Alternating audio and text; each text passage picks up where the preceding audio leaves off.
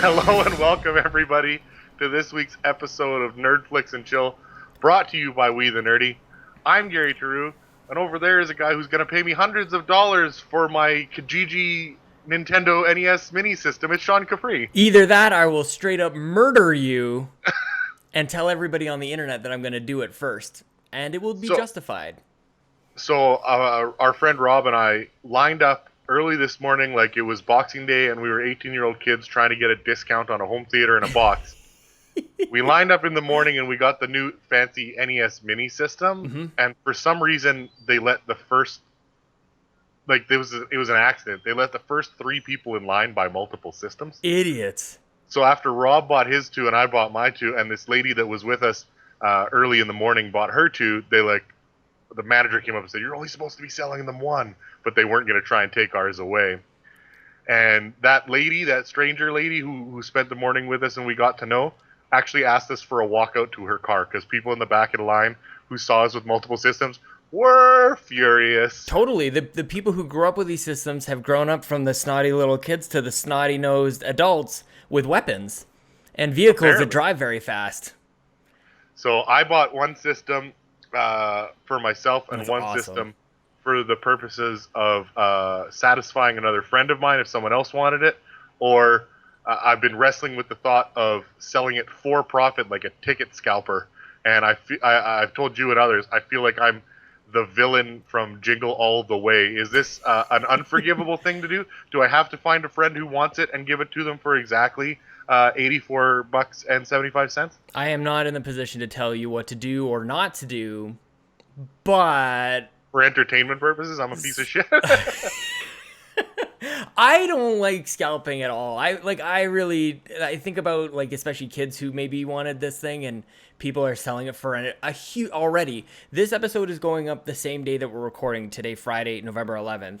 And I just remember like Amiibo and all these different toys that like people go around like crazy and they sell it for 6 times the price. And what it means is that some poor little Jimmy with a cane who has diabetes won't be able to pass away and escape his horrible reality because people like Gary, bearded men on the internet, are buying extras, taking it away, and adding to the scarcity problem here, Gary.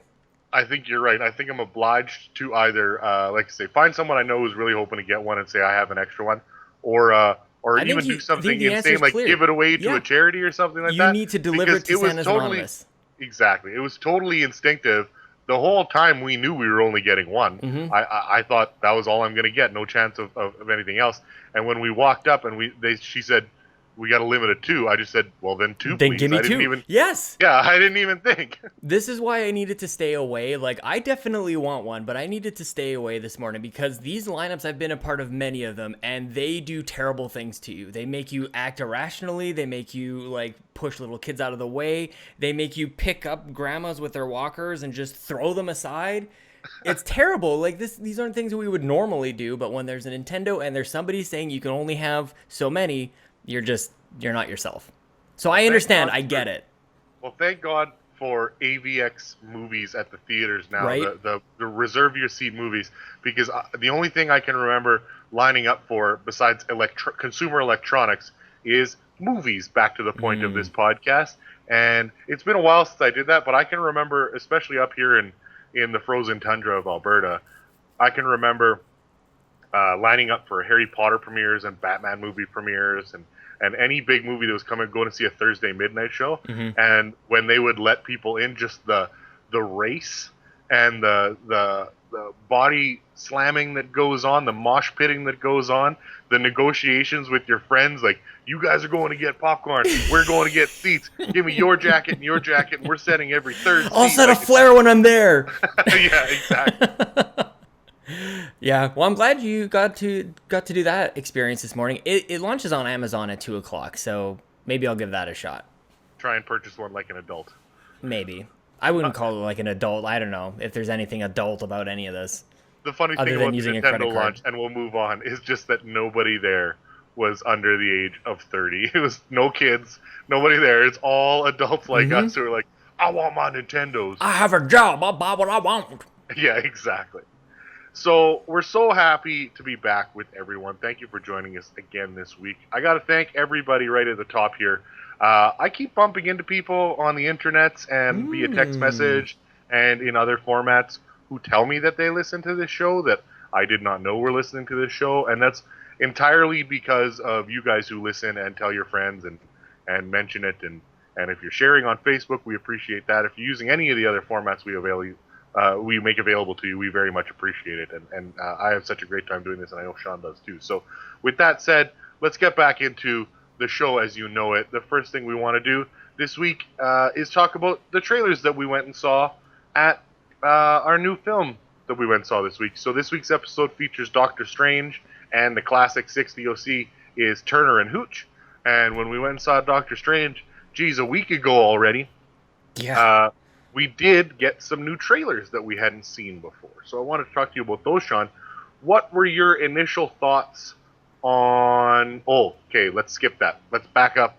Okay. What did we say last week? Starting from the beginning. Anyways, let's cover Rotten Tomatoes game. When we talk about trailers, we like to guess the Rotten Tomatoes score in the future. And we're going to have a couple of those to pay off this week, speaking of Doctor Strange. Aren't we, friend? We are, and part of me is happy, part of me is sad. So we're going to go back a week. We're going to look at Doctor Strange. Came out, obviously, we watched it, and we made some guesses there. But we're going to start with Hacksaw Ridge, directed by Mel Gibson. Yes. You know, they really just need to put his name on this thing. I feel like...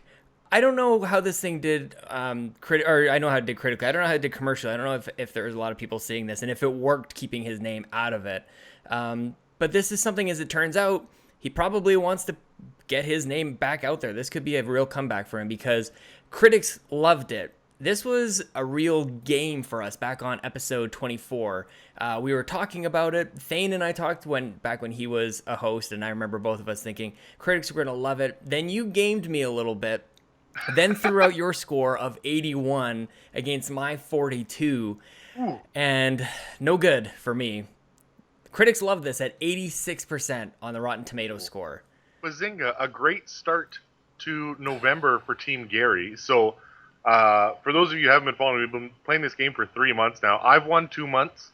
Sean's won 1, and we're starting November here. And 86, when I guess 81 is 5 points for me. And Sean got a bazillion points. Is that approximately a bazillion? Bazillion plus 1. Plus one plus on 1. Your guess of 42 on a movie that was 86. So early lead for Gary. Yeah. So we said we also, to begin November, have a Doctor Strange as well? Indeed, yes. So far away is bad, close is good. Pretty logical kind of game here. Doctor Strange came out. This is higher than I thought it was going to be, even though, like, I remember hedging my bets a little bit. So you guessed 74, I guessed 85. Critics love this at 90% on the Rotten Tomatoes score. Which is shocking to me, and we'll discuss Doctor Strange in a little bit after trailer talk, but that's real good for you. So immediately I start squandering my Hacksaw Ridge lead. And this is just the type of complacency that I tend to show when I jump out to the lead. So it's massive. We don't have too much separation in a lot of our remaining guesses. There's Billy Lynn's Long Halftime Walk. It also comes out today. Arrival comes out today. I will be seeing that immediately after. So I have a hard out about 1-ish, which isn't really a hard out. So let's get into it. When you say ish, it kind of contravenes the thought of a hard out. Yeah, it's a mushy out. Yeah, there you go. Some moist out.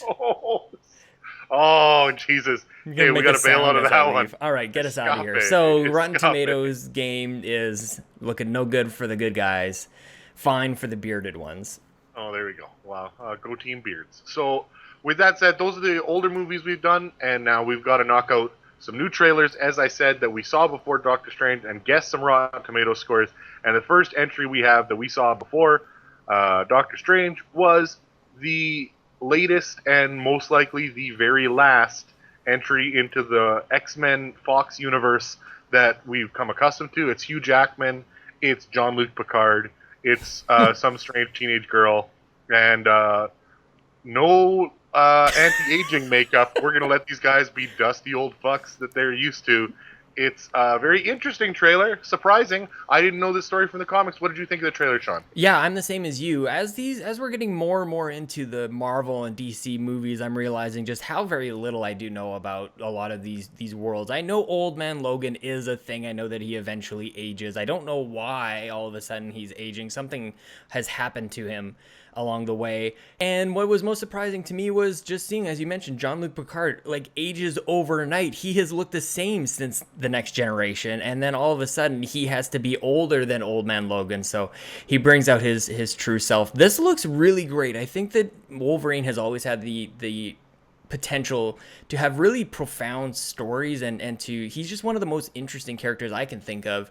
But for whatever reason, when he's on his own, they just haven't really given him a chance to do really well. I think he's such a tormented character, and they just end up dumbing it all down by him going crazy and slashing people, then not showing any blood. I want like a real, like what we all would think a Wolverine would do in these situations. So I am optimistic. I think this has a really good style.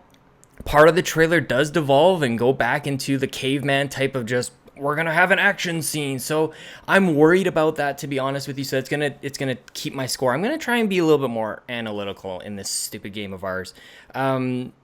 Huge potential, but man, I've been disappointed by the solo Wolverine movies in the past. So I will save my guess until I hear. I've got it in my mind. I promise I won't change it until you go ahead. Well, I will just say you covered it almost perfectly. This Yeah. trailer looks interesting, especially for guys like us who don't know the story. Old Man Logan trying to save young girl, trying to cope with his recent mortality. You show his scars. You've got the Johnny Cash cover in the trailer. It's very stylized. Looks great. I'm interested, but I don't know if these movies have a cap based on the fact that their content is kind of schlocky, and that you still see the scene with him busting out the adamantium claws and jumping double-fisted at some guy's chest. So will that cap the movie? I did not see The Wolverine, the most recent standalone Wolverine film set in Japan. I heard that fans really loved it. I don't know what the Rotten Tomato score was like, so I can't really use that as And a we don't judge. cheat. So yeah, absolutely not. So yeah, I am simply hedging as well, thinking this is going to be good, but not willing to go over a certain cap. I'm giving it a 72 as my guess. Yeah, I'm right there with you with 75. I'm really just, I've just been disappointed before, and the reaction to The Wolverine, I think, is that is an overreaction, and that it wasn't terrible. So therefore, in some people's minds, that makes it amazing. That's not necessarily true. Okay, so yeah, we'll see how that turns out for them. The one thing we do know is that this is the end of the contract for Hugh Jackman, and he has stated this is the last time he's going to play the Wolverine. R.I.P. And I know with the response to Apocalypse being so poor that Fox is considering a top-to-bottom reboot, ignoring all previous timelines, the old one and the new one, the Fassbender, McAvoy, Jennifer Lawrence one, because their contracts are up too, and saying if we're going to make another X-Men in 2 to 5 years, it's going to have to be a start from scratch. Even if that doesn't mean origin story, it's just we're going to recast from top to bottom. I'm going to fall off on some of these reboots, Gary. I never even saw the Spider-Man movies because I'm just tired of it. But anyways, you never saw The Amazing Spider-Man? No, I boycotted the Garfield ones. I really liked Facebook soon. Spider-Man 1. And yes, you're absolutely right. There is a saturation point. If I wasn't an absolute movie nerd, that would be it would be terrible. So in any case, well, I'm spiteful, so we'll move on. Yes, vengeful. We'll move on to the second of 3 or 4 new trailers that we saw, depending on what we decide to do here. Yep. And that is a trailer that you don't know what's happening if you're not paying close attention. You didn't know it was going to be at the front of this movie. Chronicle 2. 4 kids. You think you're watching Chronicle 2. You see 4 kids get imbued with some type of superpowers, different superpowers, based on some type of effect that might be alien or foreign or from the center of the earth. And at the end, it says Power Rangers. And you think, damn, I knew Power Rangers was coming out, and this story looked interesting, and now I don't know if this story is going to be as good as it seems like it is based on the preview, because it's a Power Rangers movie. It looks very gritty and like a very real and honest take on the Power Rangers, which seems like the dumbest thing ever. But it really worked for Chronicle. I fucking love that movie. And like you say, shot for shot, this trailer looks like the same movie. And I really like that one. So I don't know what your thoughts were, but for me, it was almost like this looks great, and then, oh, it's a Power Rangers movie? Maybe it won't be that good. I don't know. This movie is really tapping into nostalgia. This is. I forgot too, and I had actually seen the trailer before, and I was like, as it was going through, I'm racking my brain, like, what is this? I know that this isn't Chronicle. What is this? And then Power Rangers come up, and I have to admit, like, I was a little disappointed. I know that's not what everybody wants to hear. Some people are very excited to see Power Rangers come back. And as I was watching this trailer and getting to know that they're making this movie, I watched the Power Rangers a lot as a kid, like all the time. There was 4 kids in our house, so we would be like pretending we were the Power Rangers all the time. None of us were the yellow one because that was a girl. None of us were the black ones because none of us were the blue one. But I realized I don't know anything about like the lore. Apparently, there's a huge universe to the Power Rangers that they're drawing upon here. So I'm interested to see how that comes across. The effects look decent enough. We'll see. I don't know, Gary. What the hell do you think about this? I'm a big what? Huh? Yep. That's exactly what my number is reflective of. My lack of knowledge on these things. Do you have yours in your head? Yeah. Ready? 1, 2, 3. Okay, I'm a little higher than you. Okay, so I put 44. Sean put 65. I don't know how good you can make a story this campy. I know about the Elizabeth Banks casting. I know about the Bryan Cranston casting, neither of which are paid off in the trailer. It's all sort of sounds good on paper, but I just feel like critics are going to dismiss this as soon as they get into the special effects driven sort of more.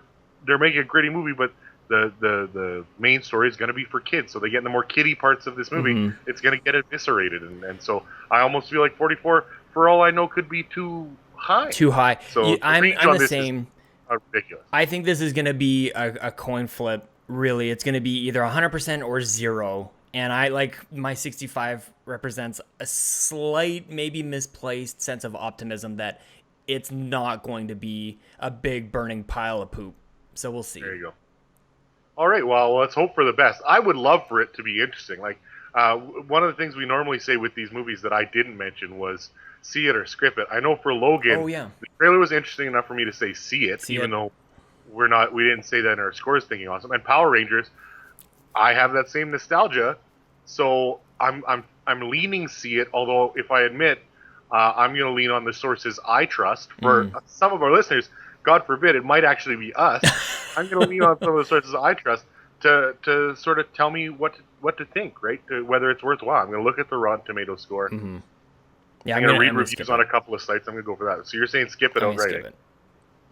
All right. Well, we have one more movie I want to talk about. Yeah, I'll mention we got a teaser. If you haven't seen Doctor Strange, you get a teaser for Guardians of the Galaxy 2. But there's literally nothing in that teaser. It is just a flash image of each of the characters, and you're like, oh yeah, they're song making a over and over again. Like it was like an SNL skit. They're just doing it over and over. Yeah, absolutely. So we have one more movie, and wow, I don't know what your feelings are. This is a very stylized, chock full of CGI special effects battle movie set in ancient times, we'll say. It is a story of an alien, I believe, civilization breach, monster civilization breach, from which we are protected by the Great Wall of China as a literal wall against the baddies.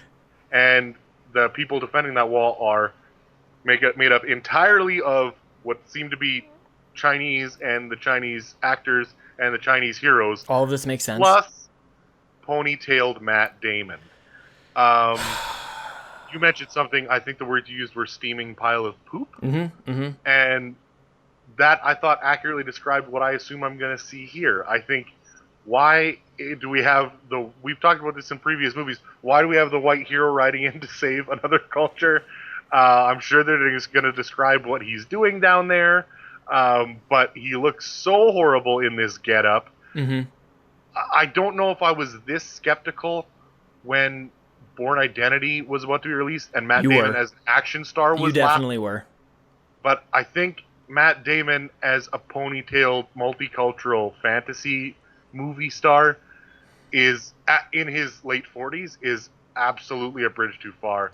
I And I agree. don't know, I don't want to color your review, but I'm going to jump right to what I'm saying. I won't put my number down. I just got it locked in my head. I can't imagine a scenario in which this isn't a dumpster fire. Yeah, what was we got a whole bunch of these with Ben-Hur and Gods of Egypt or whatever that was. A Oh whole bunch of God, the that was the worst one from last year. this is what I thought of the same type of movie with this. It seems like Hollywood is double downing on this whitewashing, this casting white people in clearly not white roles or inserting them in where they probably wouldn't be otherwise. Because this is a huge deal. It is really upsetting a lot of people. And it seems like anytime something is upsetting the mass majority of people, that's what you're gonna get. So here we are with Great Wall, with Matt Damon, with a bunch of Chinamen fighting off the Mongolians. This looks terrible. I actually am hoping bad things for this. I'm gonna go. You ready? 1, 2, 3. I'm gonna go 10 on the Rotten Tomato score. You're going single digits, Gary. Yeah, I went down to 6. I like I say, I really can't imagine a scenario in which this is deemed good. The 6% is literally for people um, who might really really like this director. There's a lot of pull quotes in the trailer about like nothing you've ever seen and amazing, visually stunning and shit like that. In the same way that shit was brought up about Doctor Strange, and the implication is that you're using a famous director from smaller movies, and people are going to be excited to see them in a wide release. I just think, and I don't know how much reviews snowball off of each other, but I just think the early buzz is going to be bad, the Yep. early reviews are going to be bad, and then the bulk of the reviews are going to be worse. You're going to get a permission structure for absolutely clobbering this movie, and I just that's the only way I really see it playing out. Yep. I hope it does. Hope this crashes and burns. There you go. Okay, so with Fuck this that, we will movie. move on and we will say time to talk about the new movie we went and saw this week, which is, of course, as we mentioned, Doctor Mr. Strange, Strange. starring Mr. Strange. It's Doctor, starring Benedict Cumberbatch and Chiwetel Ejiofor and Mads Mikkelsen and Rachel McAdams and old Asian man Tilda Swinton. This, for those of you who don't know, I can't imagine this is possible, is about the Marvel character Stephen Strange, who's a disgraced former surgeon. I don't know why he's disgraced. He got in an accident and ruined his hands, and goes searching knowledge throughout the world and discovers the Ancient One, a teacher played by Tilda Swinton, who's going to teach him about the world of witchcraft and wizardry and Dumbledore and Snape and all of that. And he's going to become a powerful wizard or mage of some kind. When you put it like that, it sounds like this is a terrible movie, Gary. It's almost like you didn't like it. So it's getting 90%, Uh-huh. as we mentioned in the previous game, from critics, 91% from fans. Uh-huh. And with that sort of synopsis and table being set, what were your thoughts on your viewing experience, Sean? Going in, I thought this was going to be terrible, even though I rated it kind of high. I was guessing a little high on the Rotten Tomato score. I had no interest in Doctor Strange. I think this is we're going to be polar opposite on this because I really like this. They made a Okay. movie. They made a movie about a character I didn't know about, didn't care about. I didn't want magic in my Marvel movies. I didn't think I did anyways. And the way that they got me in was by creating this sort of house character in Doctor Strange. He's totally arrogant. He's incredibly talented, super intelligent, full of himself. But then they knock him down a peg or two. And I loved his arc in this. I think was really great and really speaks to Mr. Cumberbund. I think he was amazing in this. I liked his relationship with Rachel McAdams was really great, even though I don't remember her name. And that's probably the biggest thing about this is there's a lot of pieces that to me are just not that memorable. But I had a great time in the theater. Those are my high level, up in the clouds thoughts, Gary. What did you think? So my version of that is that I had a generally positive theater going experience. Yep. And I think that is the consistency of the Marvel brand at work. I think I mentioned even before this, the last Marvel we saw, or maybe when we were talking about it in guessing the Rotten Tomato score, that Marvel might be suffering, quote unquote, from comparison to its own previous quality in the same way Pixar movies would. Yep. Is that the standard is set so high, and yet in this film I really felt like the standard is what kept it propped up. Because for me, when I walked out, there's really not a ton to grab onto. there's not a ton to connect with, other than Cumberbatch is great. We've got a new entrant into the Marvel universe, and we are going to move on with this new interesting character. So that's great. But beyond that, not a memorable villain for me. Yeah, I not agree. a hugely memorable supporting cast around Cumberbatch in this movie. Not even the Ancient One? I like the Ancient One. I thought she was super interesting. Didn't do it for me. The character was fine. I can't stand Tilda Swinton. I couldn't understand. Maybe that was my bias coming against. But I felt like until her arc in the movie came to its climax, I wasn't really engaged with her character. I just, like I say, I thought it was smooth and safe, and Cumberbatch was a highlight, and the visuals were interesting, even if though for me, I felt like the what they were doing was not doing it for me. Like the world building, the inceptioning of the world. I thought Inception did it better too. Tactical. Yep. It seemed tactile. Like it didn't seem like it was like real, or is that what you mean? Or did no, tactical. It didn't seem like the people who were using their magic were using it for a purpose. They were using it to show the viewer. Look what I can it didn't do. have exactly. It didn't have context between the characters who were using it. I agree. So, yep. Like I say, safe, interesting, good. Want to see more Cumberbatch in the future, but as a standalone movie, I can't tell people you have to go see this. Yeah, and I feel like, well, you may feel differently about this in terms of the Ancient One's climax and how that character arc kind of happens. I felt like the movie should have ended at that point. Without getting too spoilery here, the movie has an addendum. Actually, it has kind of two endings afterwards, and I think this is a major problem in Hollywood these days, where they just don't know where to end the movie. Like, it would have been fine capped at probably an hour and a half. I'm not sure exactly what minute marker we were at, but I was ready to be done. And then when it kept going, I was genuinely disappointed. So like my score is going to reflect that, I think, because I had a really good time. I agree the special effects were great, but they weren't what they thought they were better than they were. I thought that Inception did do it better. I mentioned that, thinking that that's what you were getting at. In Inception, I felt like the whole world really was moving. This one, it was very clear that it was special effects. And when buildings and patterns started to kind of move into each other, it looked more like an optical illusion than actual physical movement. So I was super aware of that. Tactile is a good word as well. Yeah, that's kind of where I thought you were going. So, but overall, like I thought it was really nice. It was really good. Funny moments. An unnecessary, even the turn in the end credits. I'm not sure if you can throw that into a movie review, but the end credits is like completely unnecessary, the turn that they take. But we won't get into any of that. Overall, I had a very good time. I would say above good, very good. I will say 4 out of 5 stars for Doctor Strange from me. Oh wow! So I know I gave the impression that I was so shocked with the 90, but again, we've talked about it many times. The fact that Rotten Tomatoes is an aggregator, not a score for the movie. It's not a 90% movie, but 90% of people had a generally positive theater-going experience, and I would fit into that group that would pump that number up, because I'm going to give it a 3 out of 5. I'm going to say it was fine. Go see it if you'd like it, if you're interested. If you're not missing anything. If you see it on demand, good for you. There's a lot of fun moments. I really like Chiwetel Ejiofor. I like Rachel McAdams, although her character really has nothing to do. There are positive things here. Oh, I forgot about one part of the movie. I almost need to take this thing down after one part of the movie. What's that? Gary, I think I got to go to 3.5 out of 5 because I just remembered. Something takes half a star off because of one thing. It was so bad. It was so bad. The scene in the hospital, and there's a fight happening, and there's the guy, and there's a fight on top. And McAdams is present. So bad. That was terrible. That was terrible. And the bad endings. I take my 4 out of 5 back. I was too high. 3.5 out of 5. Because of one Saturday morning cartoon sequence where I was they had no filter. Even as I was saying 4, I'm like, that sounds too high. Yeah, exactly. That was already kind of like teetering. You've amended your score, and we will accept that. So, all right, moving on. 3 out of 5 for me, 3.5 out of 5 for Sean. We're both saying see it if you'd like. It's a good movie, but we're not telling you to stop, press pause. Put that on the box art, Gary. Right? Yeah. See it if you like. Yeah, exactly. I hope Gary it ends up on the Blu-ray cover. So with that, we will move on. And we will go to our 6 DOC segment. What did you say?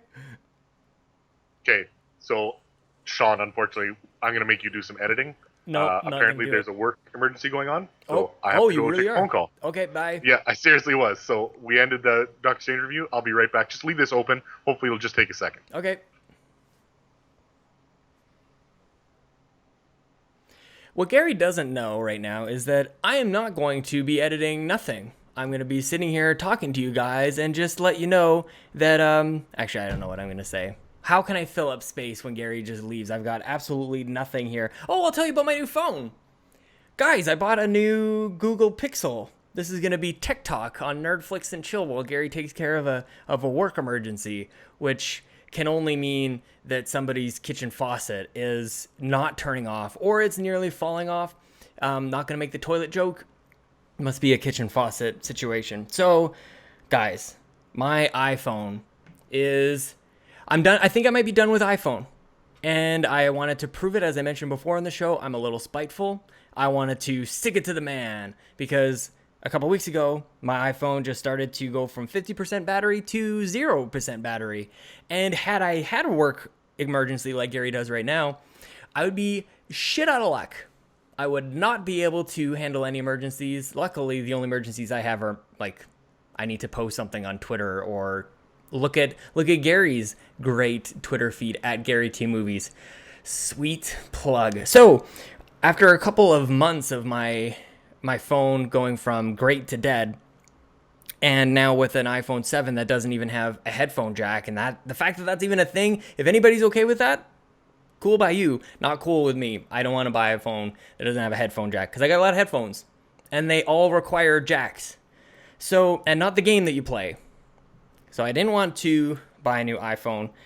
I've had Android in the past and I did not like it. I feel like I'm between a rock and a hard place. I really wanted Microsoft to come out with a phone because I like the Surface tablet, the Surface Book. It's a little, I like the Windows operating system. I feel like that's not even cool to say. You're not allowed to say you like Windows. It's like you either love Mac or you're a tool, which is kind of strange. So I was waiting for them, but apparently that's never going to happen. I think the Surface is really great. I just wanted that in phone version. And I don't even need a whole lot of apps. I don't need games. I have a 3DS. I have a Vita. I have all these other places to play games. I don't need games on my phone. Although it is nice for poop time. So one day, just a couple of weeks ago, my phone did the thing it's been doing and went from 50% to 0, and I just about threw it on the ground. I just about rage quit my phone. Luckily, I have a work phone, so it's kind of a backup. So I went online, I checked TELUS Mobility to see what kind of offers they just have. I saw a reveal for this Google Pixel phone that they had a little while back, and it interested me. I like the fact that it has a great camera on the back. The screen looks really great. It does the whole Google Assistant thing. Let's say Chelsea and I ever went out to dinner, which pretty much never happens. But let's say that we did. And she texted me and she said, hey, you should make reservations. And this is going to be a total Google Pixel ad, by the way, and we're not sponsored.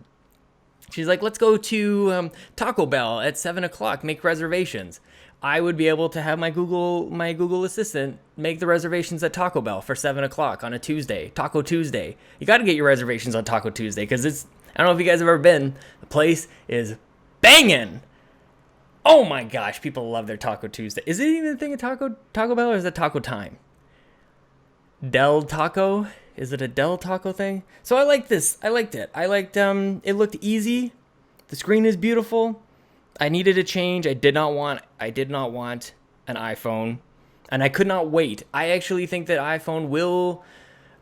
I'm pulling back on this prediction a little bit, but let's see. I think that they will. I think they're gonna have a cheaper, like a 7C, or an SE or something like that. I think they will still have options with headphone jacks. They can't be all out on this, but we'll see. I couldn't wait for that. I needed a phone. I needed to get on the Twitter, talk about Nerdflix and Chill.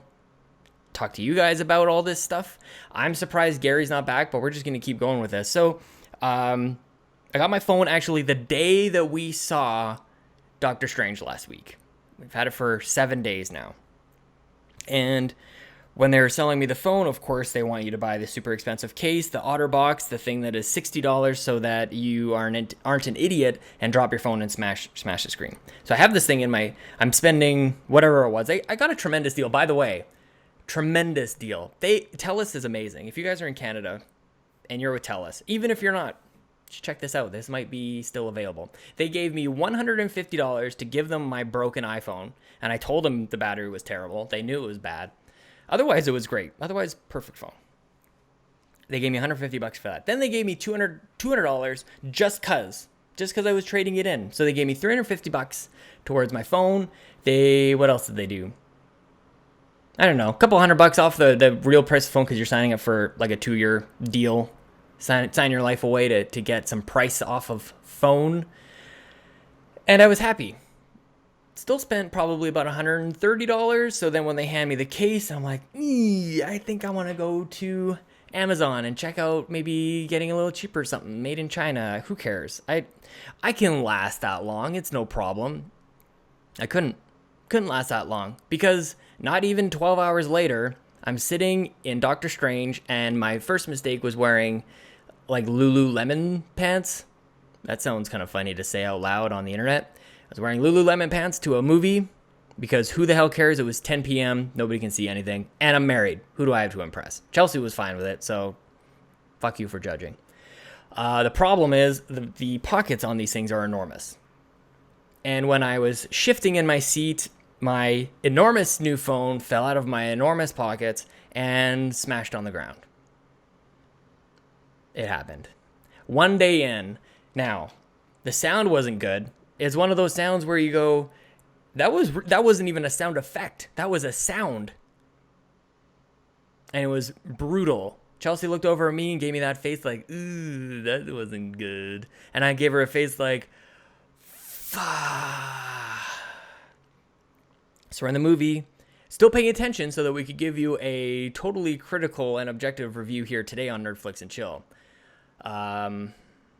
Looked at the phone, did all we could in the darkness to kind of do our blind man's evaluation. We're just kind of like rubbing it, and we're rubbing it, trying to feel like any sort of crack in the screen. And we came to the conclusion that either the entire screen was cracked so impeccably that we created a new smooth surface, or it was fine.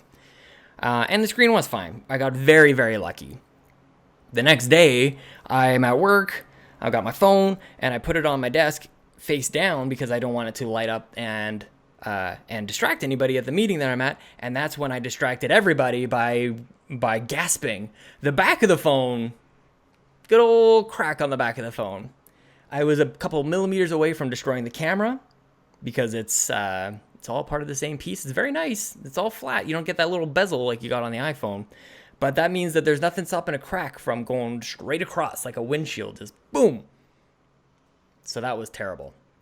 That was really heartbreaking. I did go and buy a case. It's really neat. I don't know how to pronounce this brand. It's a Spigen? Spigen?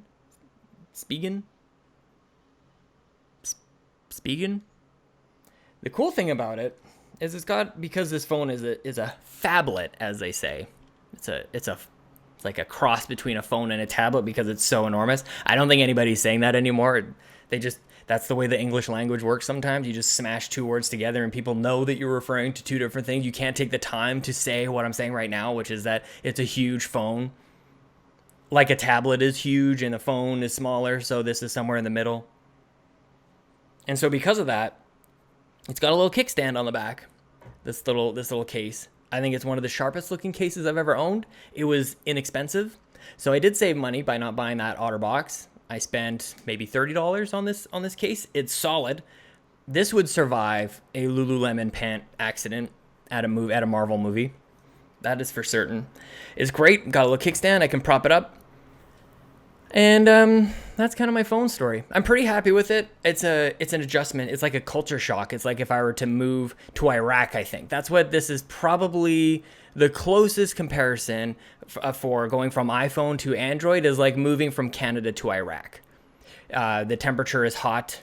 There's technically government, I think. There's sand everywhere. There's movies made about it all the time. You guys see what I'm saying? It's pretty much exactly the same. So what I'm trying to say is that it's been an adjustment.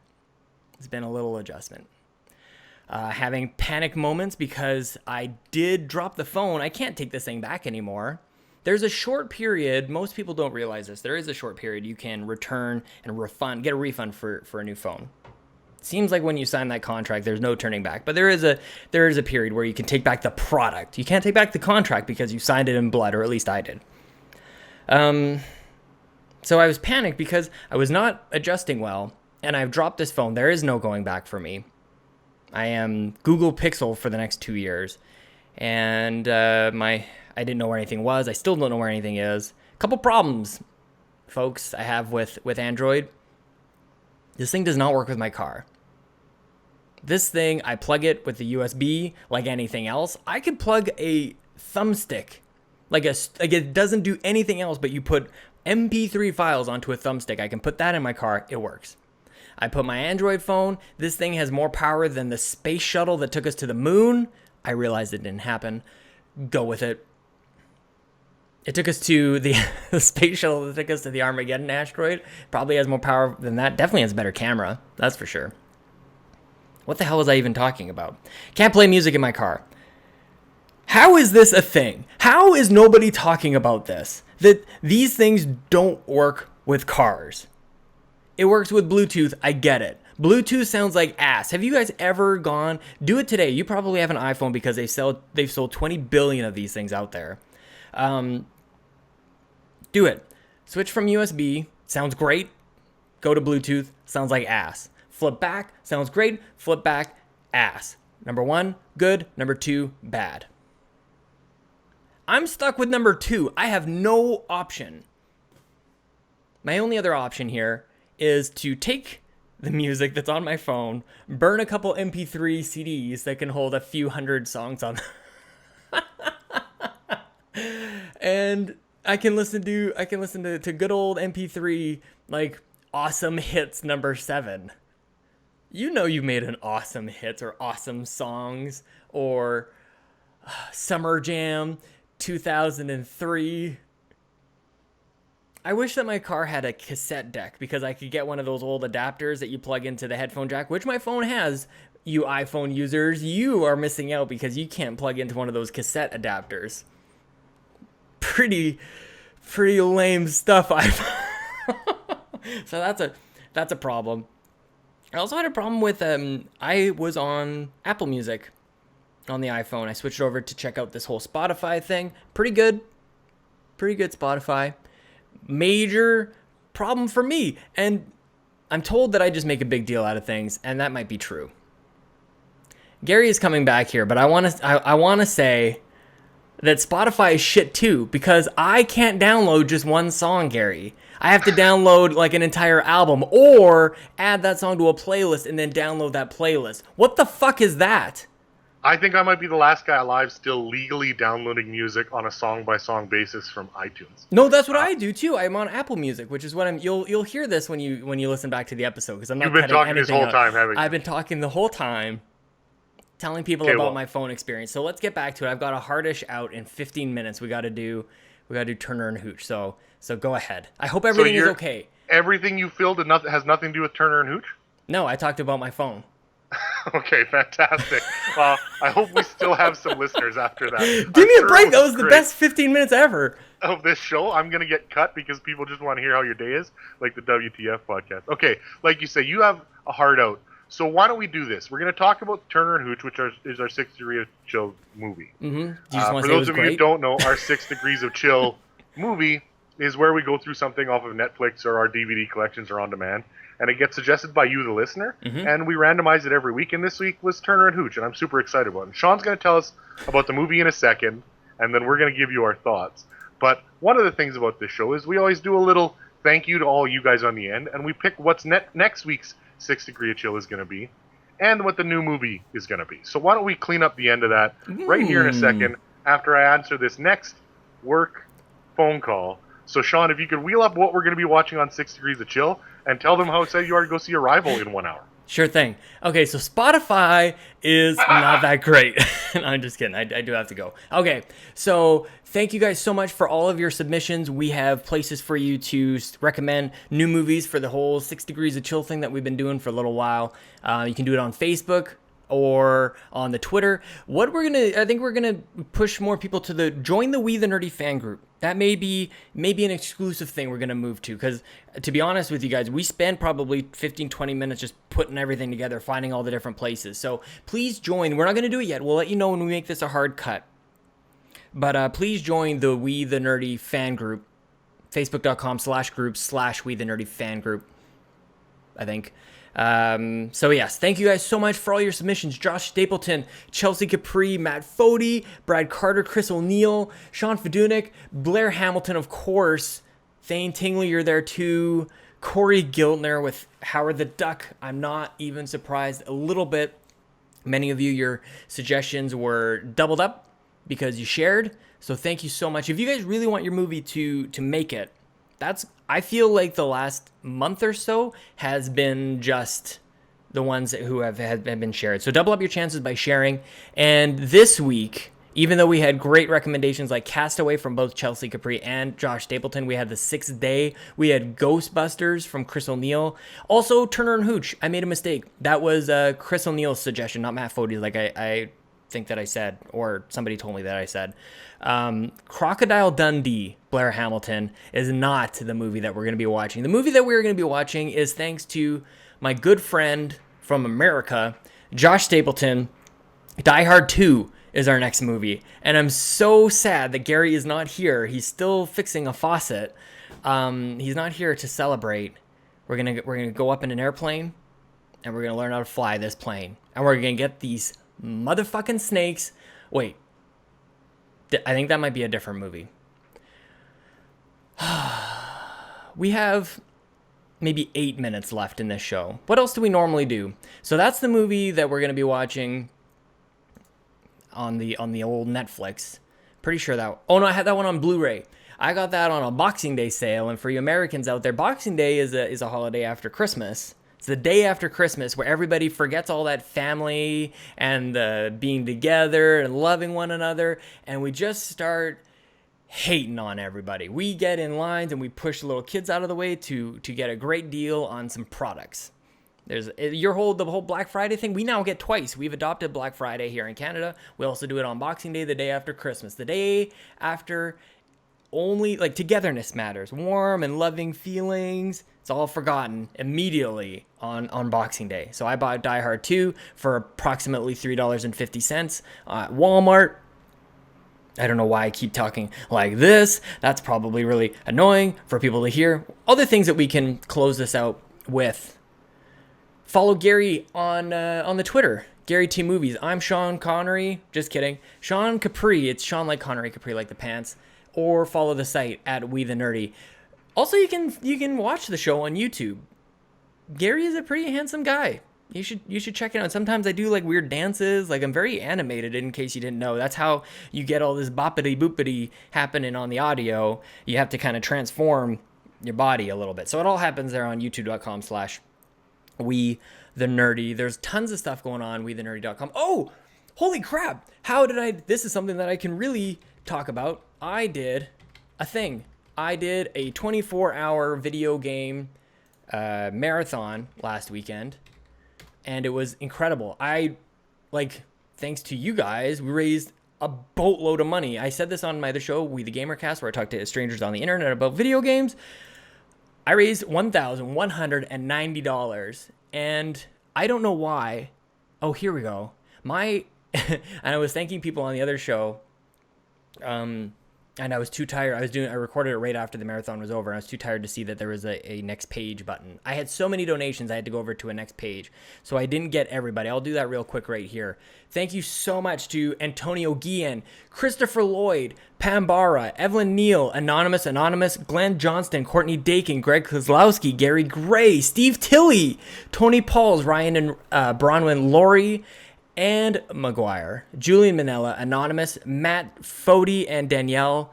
Gary has me all up in my own head about how to say your last name. I apologize. Jake Young and Alex Neal, Harold Hurt, Bill Osterwerka. The list keeps going. Sean Fedunik, Jennifer Blower, Garrett Bland, Josh Stapleton, Amir Chang, you are my dude, Anonymous, Jonathan Beeler, and me, Sean Capri.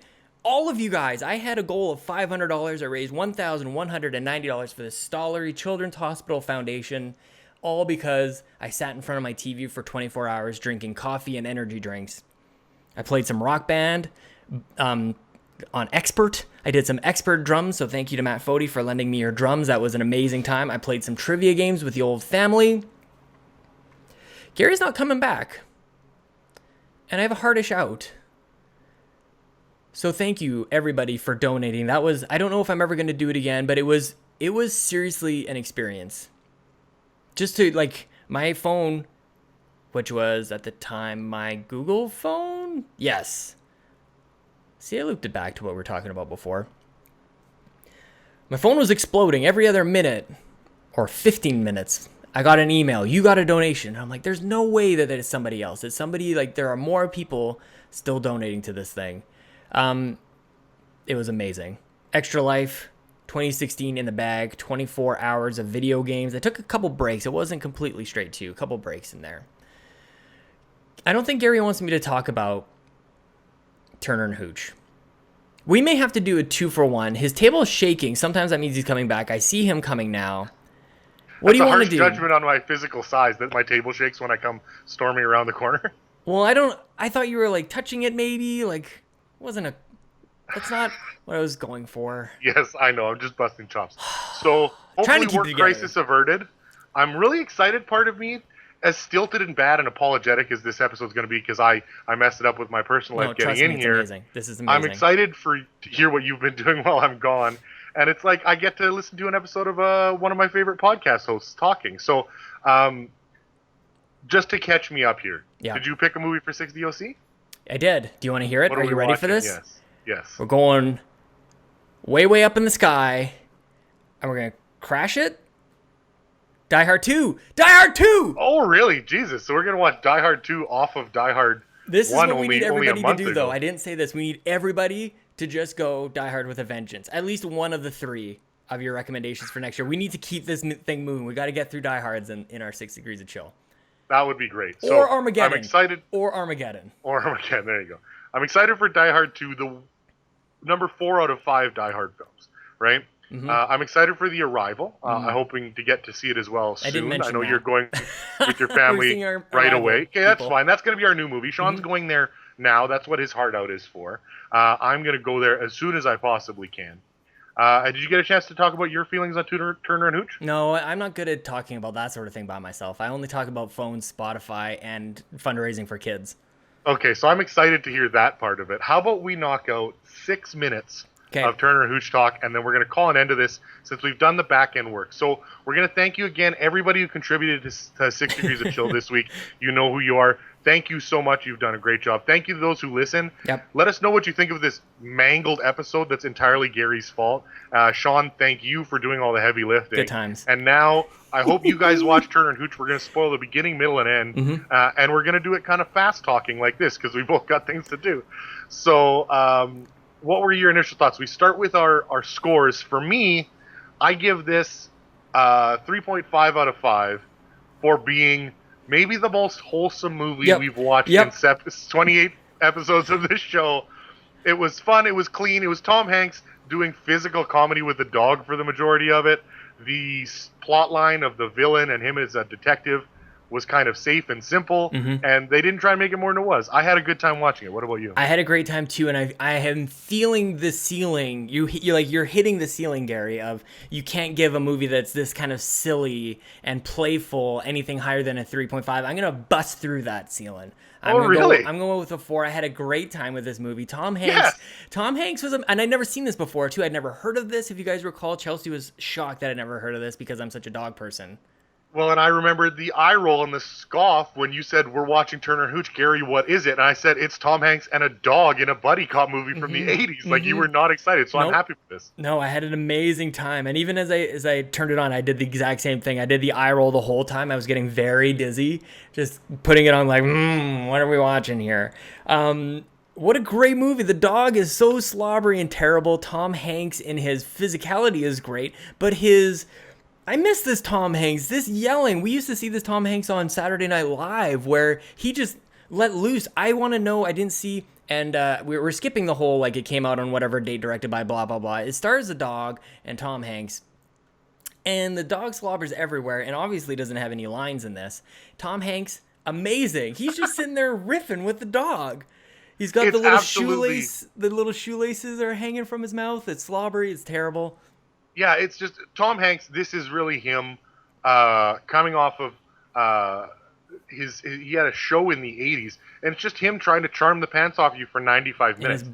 black tidy blackies. Well, yeah, exactly. His briefs. But he is that charming. You start to understand how he earned his reputation as an everyman, Yep. as every American or North American's proxy, in the sense that you relate to his sort of awkward charm with ladies. You're like, yeah, that's the way you have to be, kind of funny, kind of self-deprecating, kind of confident when dealing with the opposite sex.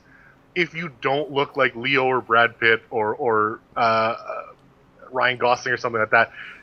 Yeah, it's not like he's out of shape. He's in shape, just not doesn't look that good. It's weird. It's a weird thing. The romance here with the town vet is so plausible. Like they sort of are right for each other in the sense that it's like you didn't cast a 1989 version of a Denise Richards or I feel like that didn't exist back then. I feel like that was fitting. Quickly, favorite part, least favorite part. So for me, I would say my favorite part is Hooch farting in the cop station, and everybody acknowledging it, but not like moving out of the room. They have work to do. So Carl and Coach and everybody in the room is just like, maybe we should crack a window, but let's not break this conversation. It was so real in the way that like the window. you're at work and you have to keep having a conversation. And least favorite part for me, and I don't know if I'm going to double up and step on yours, is just the predictability of Craig T. Nelson's character being the ultimate turn in the end. It almost seems like how these movies have to work. The villain can't be the villain. Here's what's really going on. Yeah, exactly. And it was so half done and kind of like he's the bad guy, but the other guy, the bad guy, is the bad guy too. It's also Craig T. Nelson, who you kind of established was friendly with Tom Hanks and Reginald VelJohnson's character, but not like they're best friends, and this is the ultimate betrayal. Yeah, totally. It was pretty empty for sure. So my favorite parts is when he first brings home Hooch. He's trying to deal with this dog. He's obviously a neat freak. Everything has its place, and he's got this dog is quite the opposite. Oh my goodness, hilarity ensues, Gary. How are they ever gonna coexist together? And they have nothing in common, but they're sure gonna learn to love each other. When the first brings him home, he's creating a disaster, or he's trying to bring him out from the deck. Actually, is my favorite part. He's barking. He goes out, and of course, he gets locked out. It's a classic thing that we used to see on The Simpsons or the Flintstones all the time. So sitcom-y, right? Amazing. And this is where when he's screaming at his neighbors, that's when I'm like, I am into this movie. So that's my favorite part. My least favorite part, I can't believe you heartless monster didn't pick this. Hooch dies? Are you kidding me? They shoot the dog? What? I think that's what elevates this movie, is that you are convinced that he's going to take that dog back to the vet, right? The vet is going to fix the dog, and they're going to live happily ever after. You're so convinced. And then it fades away. When Hooch kicks the bucket, and you have to watch Tom Hanks's awesome acting, like very honest and real grief, in a movie that has basically been an 80s sitcom, playfully light. I mean, Hooch's original owner gets killed in the first 20 minutes, and this still feels like a playful movie in the way that right from the beginning of the investigation, it's about Tom Hanks and his neuroses and shit like that. Like, it's what elevates this movie. It's why it's definitely a see it for me. I'm so glad it got recommended by both. Who did we say got credit? Matt Fody. Chris O'Neill did it. Yeah, Chris O'Neill's reminded me multiple times this week that he was also the one who suggested he wants credit for it. Honestly, I don't even know if Josh Stapleton was the one who did Die Hard. I might have messed up the spreadsheet again here. We don't have time. So, I love you. We're going to end this show now, if that's okay with you. See you next week on Nerdflix and Chill. Subscribe on iTunes and Google Play and YouTube.com.